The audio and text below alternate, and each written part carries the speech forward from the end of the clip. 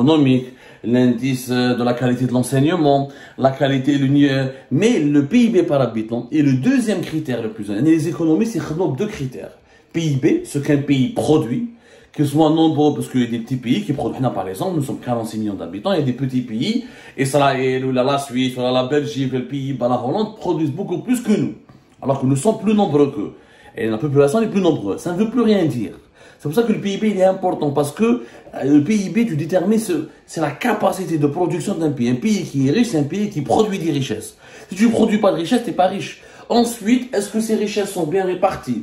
Est-ce qu'elles sont suffisamment bien utilisées pour le développement du pays? Est-ce qu'elles ne sont pas détournées et dilapidées? Est-ce que les richesses sont produites de façon constante? Le PIB nous permet d'avoir la croissance économique d'un pays. C'est pour ça que c'est un indicateur incontournable. Parce que tu peux le critiquer, cet indicateur. Mais, réellement, qu'est-ce que tu produis comme richesse? Tu n'as pas d'autres critères mieux placé, plus parlant, plus évocateur ou le plus éloquent pour déterminer le niveau de développement d'un pays. Le niveau de développement d'un pays, c'est d'abord la création de ses richesses. Le PIB par habitant, il permet de déterminer le niveau de vie des habitants et leur productivité. Parce que qui crée la richesse? Ce sont les habitants d'un pays. Et quand on divise la richesse nationale par le nombre d'habitants, tu as une moyenne qui détermine, est-ce que les habitants de ce pays sont productifs ou là, est-ce qu'ils ont une bonne qualité de vie ou est-ce qu'ils ont un bon niveau de vie. L'Algérie, quand on prend les richesses nationales, toutes les richesses nationales que nous créons, effectivement, l'Algérie paraît plus riche que la Tunisie et le Maroc. La preuve, par exemple, l'Algérie, en 2021, c'est la dernière année où les statistiques ont été confirmées par la Banque mondiale. Les statistiques de 2022 n'ont pas été encore recoupées, confirmées et publiées par la Banque mondiale. Ça prend du temps parce que tous les pays du monde vont adresser leurs statistiques à la direction générale, aux organismes de la Banque mondiale qui est basée aux États-Unis. Même bête, la Banque mondiale va donc essayer la Banque mondiale va essayer de recouper ces chiffres, elle va recouper ces chiffres, elle va les déterminer. La Banque mondiale est divisée en plusieurs services. Qui est le service du l'Afrique du Nord et du Moyen-Orient, qui est le service de l'Afrique subsaharienne, l'Asie du Sud-Est, l'Amérique latine, etc. Donc, ils ont besoin de beaucoup de temps pour essayer de déterminer avec exactitude est-ce que les statistiques qui leur sont communiquées par les gouvernements ou par les instances gouvernementales sont correctes ou là. 2021, les derniers chiffres sont là. Les derniers chiffres à 2021, l'Algérie, effectivement, elle paraît plus riche que le Maroc. L'Algérie a produit 163 milliards de dollars de richesse, alors que le Maroc a produit 142 milliards de dollars de richesse, et la Tunisie, un pays encore, une richesse beaucoup moins importante, 46 milliards de dollars de richesse. Sauf qu'en Tunisie, la population elle est modeste.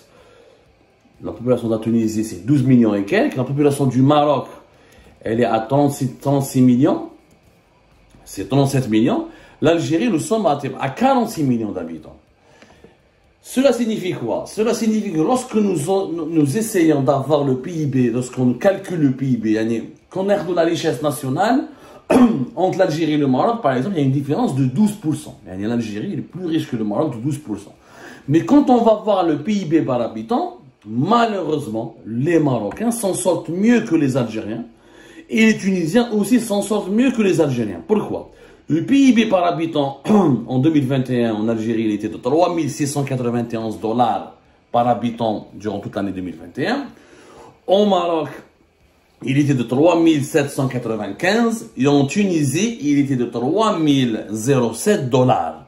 Et c'est la première fois, jamais, je dis bien, depuis l'indépendance, jamais le PIB par habitant du Maroc et de la Tunisie n'a été supérieur au PIB par habitant en Algérie. C'est la première fois. Vous pouvez voir les statistiques, toutes les statistiques de la Banque mondiale, il y a des schémas, il y a des infographies, vous allez voir que l'Algérie a toujours été, les Algériennes et les Algériens ont toujours eu un meilleur niveau de vie, une meilleure qualité de vie, ils étaient plus riches que les Tunisiens et les Marocains. C'est la première fois que nous sommes devenus plus pauvres, légèrement plus pauvres, 3 691 dollars par an, c'est une moyenne, pour 3 800 dollars par an pour les Tunisiens et 3 595 dollars pour les Marocains. Comment est-ce possible? Eh bien c'est simple, pour un pays de 45, pratiquement on sera 46 millions d'habitants, le niveau de richesse que nous créons, il est insuffisant pour couvrir tous les besoins de notre population. Il n'est pas normal qu'un pays de 46 millions d'habitants ne produise que 163 milliards de dollars de richesse en 2021. Alors que les Marocains, 37 millions de dollars, 37 millions d'habitants, ils ont produit 142 milliards de dollars. C'est-à-dire que les Marocains sont plus productifs en richesse que les Algériens. Et les Tunisiens, la même chose. Pourquoi? Parce que les richesses, les 163 milliards de dollars, plus de 20 à 30%, c'est du pétrole et le gaz. C'est les exportations du pétrole et du gaz. Or, le pétrole et le gaz, ce n'est pas une richesse que nous créons. C'est une richesse naturelle. C'est juste leur exportation, leur extraction et leur exportation vers l'étranger. Et en les exportant quelques dérivés du pétrole et du gaz, on considère que donc ça fait partie du PIB. Ça fait partie des richesses qui sont produites par an. Mais ça représente plus de 20%. Les Tunisiens et les Marocains n'ont pas le gaz et le pétrole, et c'est normal que nous sommes plus riches qu'eux. Mais qui n'a le pétrole ou le gaz, on sera plus pauvre que le Maroc. Mais malgré notre pétrole et notre gaz, on ne l'utilise pas suffisamment pour financer d'autres activités économiques. C'est pour ça que notre croissance économique du pays elle est faible.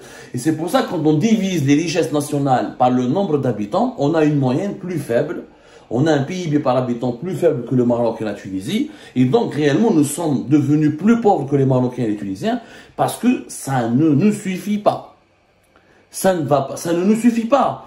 Les 163 milliards de dollars créés en 2021 comme richesse nationale en Algérie, mais il faut neige. Maintenant, en 2022, c'est vrai que ça s'est amélioré. Normalement, ça s'est amélioré parce que, avec l'augmentation des revenus du pétrole et du gaz, nous avons gagné une cinquantaine de milliards de dollars par rapport à 2021, nous avons gagné 34-35 milliards de dollars. C'est-à-dire que normalement, le PIB de l'Algérie, il faut les 170 milliards de dollars en 2022, il a même jusqu'à 180 milliards de dollars. Où on a normalement, le PIB, on estime que le PIB de l'Algérie, la richesse nationale créée en Algérie en 2022, elle sera de 187 milliards de dollars. Là, on va normalement redépasser. Là, on va dépasser le Maroc et la Tunisie, mais toujours, quand on divise le nombre des richesses créées par le nombre d'habitants, on va se retrouver avec une moyenne encore faible. Parce que le gaz et le pétrole Tana n'est pas suffisamment, encore une fois, utilisé pour financer le développement du pays. Normalement, à partir de notre gaz et notre pétrole, on développe l'industrie pétrochimique, on finance un bon secteur de l'enseignement supérieur pour créer des startups, un secteur de création de nouvelles technologies, on développe une industrie locale parce qu'on a l'énergie, le pétrole et le gaz et on crée des emplois. Et c'est comme ça que normalement nous allons devenir un pays émergent, un pays sur la voie du développement. Mais ce n'est pas le cas. En réalité, les chiffres, le PIB par habitant en Algérie, il est faible, il s'est affaibli. Et c'est la première fois, ça s'est passé sous l'ère du régime Tebboune.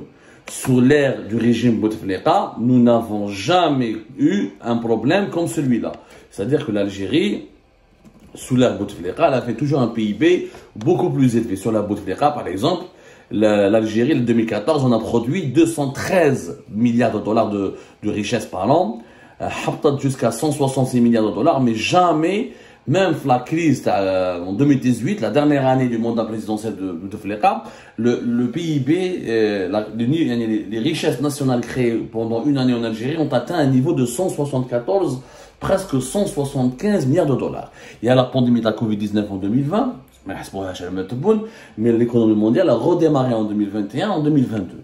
Bon, 2022, normalement, grâce au prix historique du pétrole et du gaz, dans la 187, mais jamais le système Tebboune n'a pu, en tout cas pour le moment, pratiquement pas, parce qu'il lui reste une année, créer autant de richesses qu'à l'époque de Abdelaziz Bouteflika. Parce que la production du pétrole et du gaz était meilleure à l'époque de Bouteflika, et parce que aussi, on avait une meilleure industrie, on avait une meilleure économie, on avait une meilleure production économique, alors que sur l'époque Tebboune, nous avons une production économique très très faible, et de plus en plus faible. Mais واحد ما يهضر عليها c'est que حنا نخلعوا على غاشي بدراهم البترول وبالغاز. Mais cet argent du pétrole et du gaz malheureusement n'a pas permis aux Algériens et aux Algériens d'améliorer leur niveau de vie. Au contraire, en tout cas en 2021, on attendra les chiffres à 2022, on verra pour comparer encore davantage. Il y a certainement une légère amélioration, mais elle restera légère pour un pays qui a autant de richesses. Il n'est pas normal que les Algériens et les Algériens ne soient pas 2 ou 3 fois plus riches que les Marocains et les Tunisiens, avec un pays aussi vaste, avec beaucoup plus de richesses que le Maroc et la Tunisie, non seulement le pétrole et le gaz, mais aussi d'autres richesses minières. Notre richesse minière est beaucoup plus de potentialité économique et humaine que le Maroc et la Tunisie. والله يا جماعه كان نحو البترول والغاز غنولوا بالك بلو بوفر كو لو السودان ولا l'Éthiopie. Et alors là, l'Éthiopie a une croissance économique importante. Mais ça reste un pays pauvre parce qu'il a plus de 100 millions d'habitants, il y a une instabilité politique, il y a des problématiques climatiques, etc. Donc c'est ce qui fait que la croissance économique de l'Éthiopie a fait sortir beaucoup de personnes de la pauvreté, mais n'a pas permis au pays de se débarrasser définitivement de la pauvreté. Au contraire, on n'a jamais été aussi pauvre. Depuis la fin de la décennie noire, nous n'avons jamais été aussi pauvres. Et maintenant, nous avons un PIB par habitant qui est en train de chuter de plus en plus parce que le nombre de la population algérienne augmente de plus en plus, alors que dans la croissance économique, elle est de plus en plus faible. Et c'est pour cette raison, par exemple, dans l'année 2021, la croissance économique de l'Algérie a été alors qu'au Maroc, sa croissance économique elle était de 7,9%, en Algérie, on n'a été que de 3,4%. L'Algérie, pour qu'elle puisse faire vivre sa population et répondre aux besoins de sa population et faire vivre sa population dans la prospérité et en empêchant la pauvreté d'accabler sa population, nous avons besoin d'une croissance économique de 6 à 7% par an au minimum. Parce qu'on fait beaucoup de bébés, on a 1 million de bébés par an. Et on est un pays vaste et important, un grand pays. Pour le développer, il faut beaucoup d'argent. Le croissance économique, bien 3, 4, 2. Donc, le bilan économique de Tebboune, il est favorable, il est avantageux. Et le pays, la nouvelle Algérie est en train de se développer, ou elle est en train d'apporter des solutions contre la pauvreté.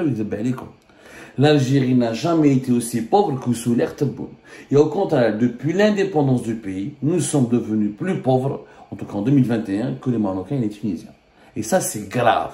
Ça prouve la faillite du système Tebboune et que la majorité partie de l'argent du pétrole et du gaz que nous avons gagné en 2021, comme ce que nous avons gagné en 2022, part essentiellement pour l'entretien des besoins du système, et pour le financement des besoins du système, au lieu de financer les besoins du pays. La preuve, en 2023, le budget de l'État a dépassé les 100 milliards de dollars. Et en 2024, il va dépasser carrément les 110 milliards de dollars. Alors que nous avons besoin de plus d'argent pour développer l'industrie, le tourisme, la recherche scientifique. Mais au lieu d'injecter de l'argent dans la création de richesses, le régime algérien injecte de l'argent